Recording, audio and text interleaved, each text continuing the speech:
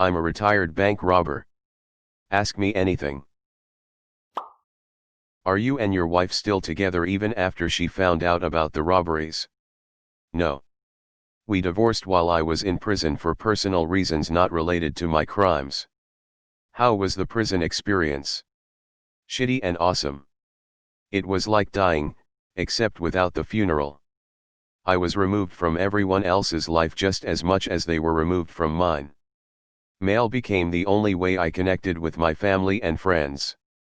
Prison is lonely and depressing, but it's also a great place to really work on yourself if that's what you want to do. Most men and women waste that opportunity. Thankfully, I didn't. What's the most memorable thing that someone has said to you while you were bank robbing? One teller skimped out on me and didn't give me all I had asked for, and I told her, "You can do better than that." She just shrugged palms up like a little kid and said, "That's all I got." Pretty ballsy on her part. So do you keep your personal money in a bank? If so, which bank? LMAO. Actually, yes. And they know about my criminal history because I went to high school with one of the girls that works at my bank. I keep a minimal amount of money in the bank for obvious reasons, usually less than $1,000 or so. I actually think my account is pretty close to zero for now. Bank of Texas. Would you have harmed someone if you found yourself in a position between that and getting caught? That depends on the situation. If it was just some random guy trying to be a hero, I would have probably gone to any extreme necessary to get away because that's a challenge. On the other hand, if it was a cop or a security guard of some sort, I would have probably let them win. Probably. Did you carry a weapon? And what was prison like? No. I strapped a hammer to my leg under my pants just below my knee in case I needed to break out of a locked door or something, but I never used a gun or anything like that. Prison was like church camp without the girls or weird counselors. I played a lot of chess and read a lot of books. I also wrote a lot, of course. Mail is the highlight of anyone's day in prison.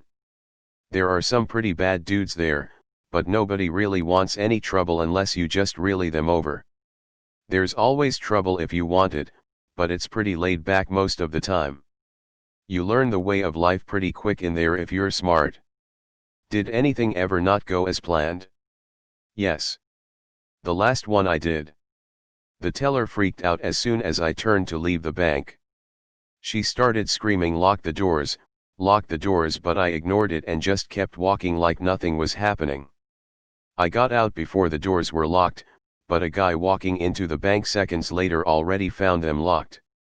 He was pissed, of course, because it wasn't closing time, and he thought he had gotten there too late. He obviously didn't realize the guy who had just walked out of the bank and past him had just robbed the bank. Did you ever actually feel guilty about anything you did? I just want to understand your reasoning, thanks. I never felt guilty because I never attacked or assaulted anyone. Under the circumstances, I was as nice as I could possibly be to the bank employees because I did feel a little sympathy for them. I certainly don't regret the experience of going to prison and finding myself. Edit, grammar fix. 1. Did you have a mentor of sorts that you learned from? 2. Did you have a community of bank robbers that you would talk to? 3. If you could go back in time, would you have still done it? 4. What do you do now for income? Thanks. Interesting, ask me anything. 1. Only the internet. I studied countless reports of other robberies that had gone wrong and people who were caught. 2. No. I never told anyone what I was doing. One of the main things I learned from research was that an overwhelming number of people are caught because they didn't do it solo. So I never let anyone, not even my wife or best friend, know what I was doing. 3. Yes. I still acknowledge what I've done, but the process and experience of going to prison and finding myself, as well as a purpose in life, has really made it all worth it, relatively speaking. It's hard to regret something that has turned into something so good. 4. I was working in the oil fields until recently. Now I stay at home with my boys, and I am trying to get a book published and turn that into some sort of career, if at all possible. I've been on a few shows, and people seem genuinely interested in hearing more, so that's what I've decided to do. Can you discuss your MO? Sure. Walked in the bank and waited in line like a regular customer. Whichever teller was available to help me is the one I robbed. I simply walked up to them when it was my turn to be helped, and I told them, usually via handwritten instructions on an envelope, to give me their $50s and $100s. What's the average amount of money you made from a bank? Not that much, honestly. Probably around $5,000 per bank. How much planning did you do before robbing a bank? I researched for about 5 or 6 months prior to my first one. I studied mostly the things that people did to get caught, and I just tried to plan around those things. It's hard to know how people get away since those details rarely make it to the news, but studying how people get caught was incredibly helpful in knowing what to avoid. Once I did my first bank, very little planning was needed for subsequent banks. I never really scoped out a particularly location other than to make sure there was parking that was out of view from the bank. When you were robbing a bank, was it intense or were you calm the entire time? I was calm and controlled, but it was incredibly intense at the same time. It's like having sex while taking the sats. You have to focus on both 100%, even though that's not totally possible, and that's why it's so rewarding when it works. What made you get into bank robbery and what made you turn yourself in? Bank robbery is the real American dream. We make movies about it, and as long as innocent people aren't hurt or killed, our society loves bank robbers. Also, it seemed like a worthy challenge. I thought it would be quite an accomplishment if I could solve the puzzle and figure out how to get away with it.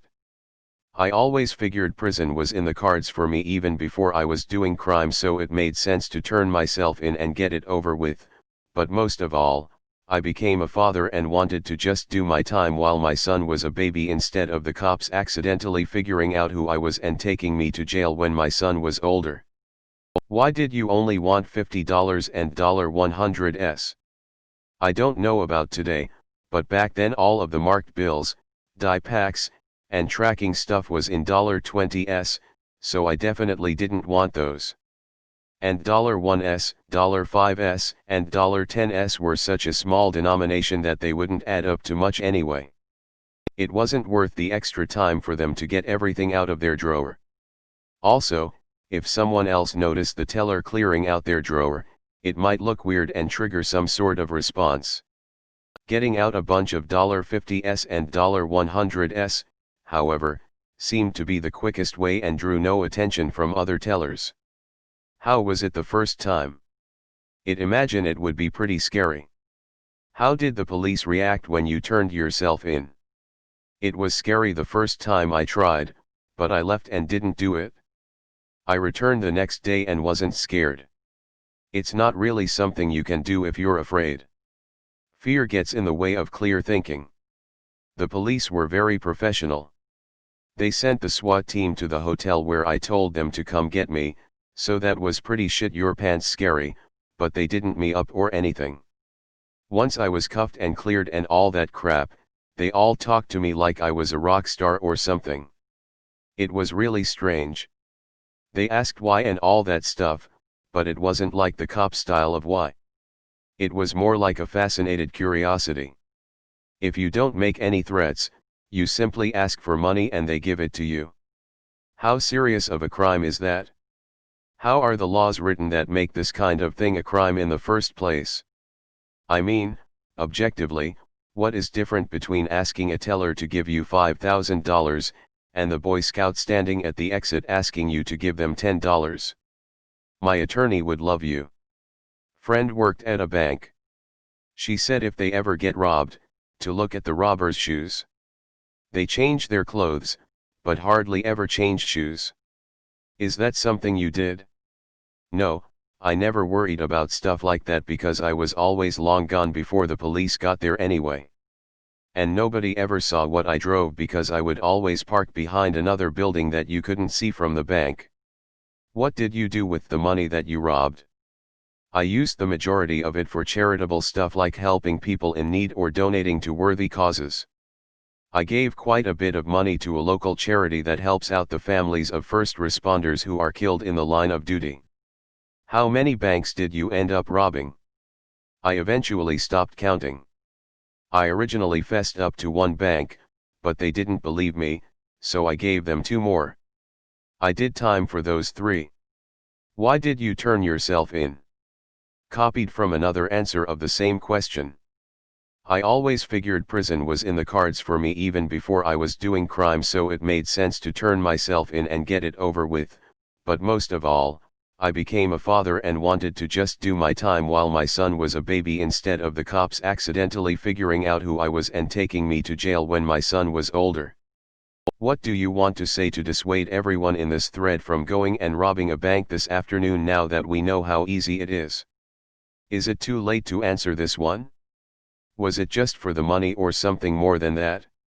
It was for everything but the money. It was fun, exciting, and addictive.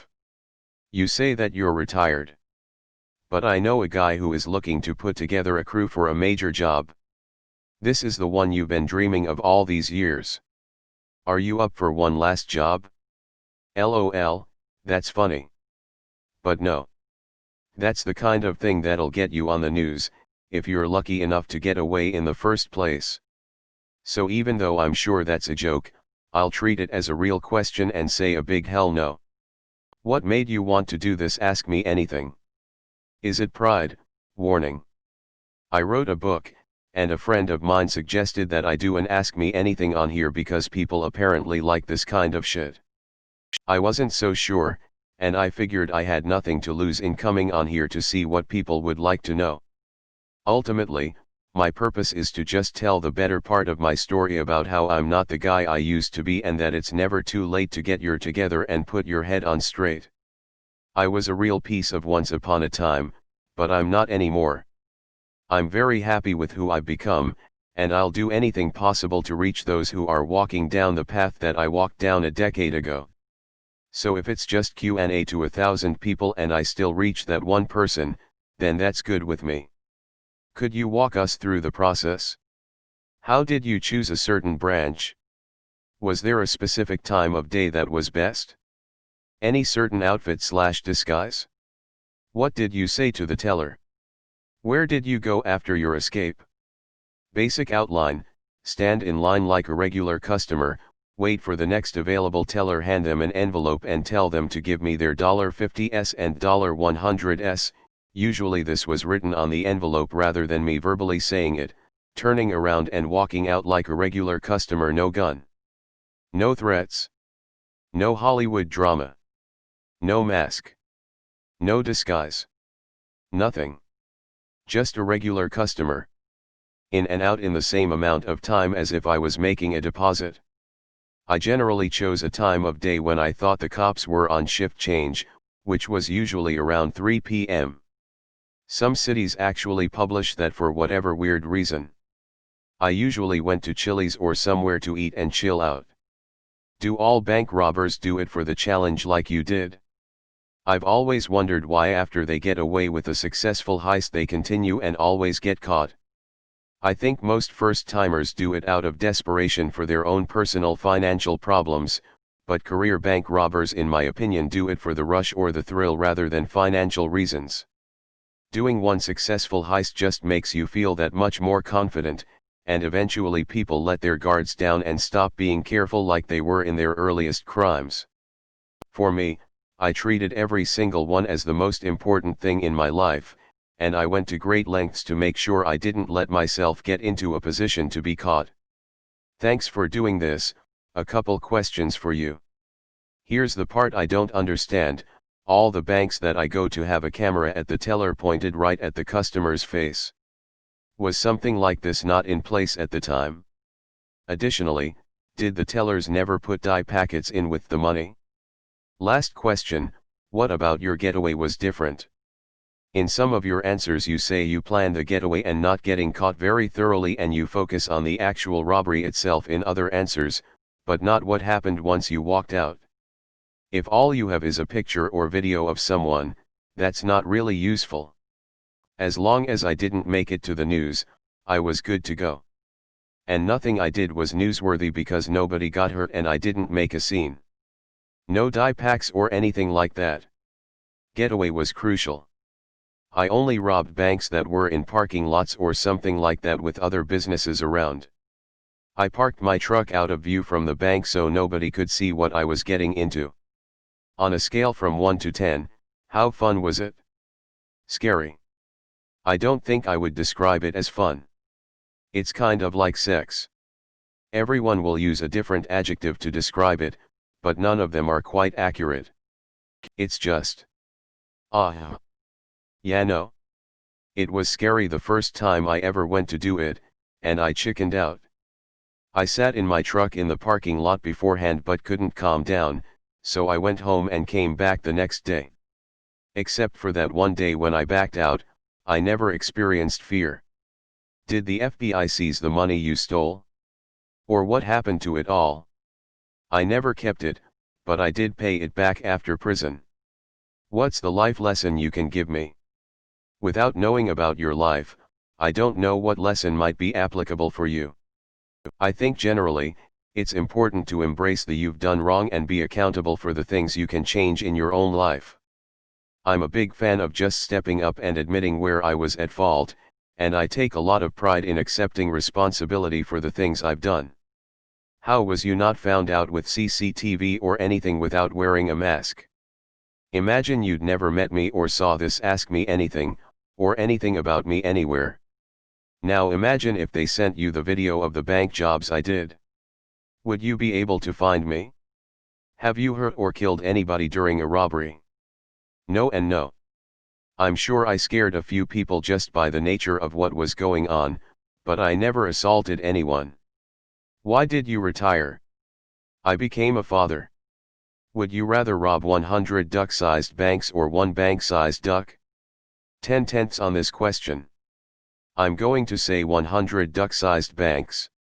What did you write on the paper when demanding the money? I find it hard to believe the bank worker would just say okay when you write down give me $1,000. Did you make threats? Give me all of your $50s and $100s, don't look at me, this is not a joke. What's your favorite pastime? Eating at Chipotle. What is your advice to a young man or woman looking to get his or her bank robbing career going? To not do it.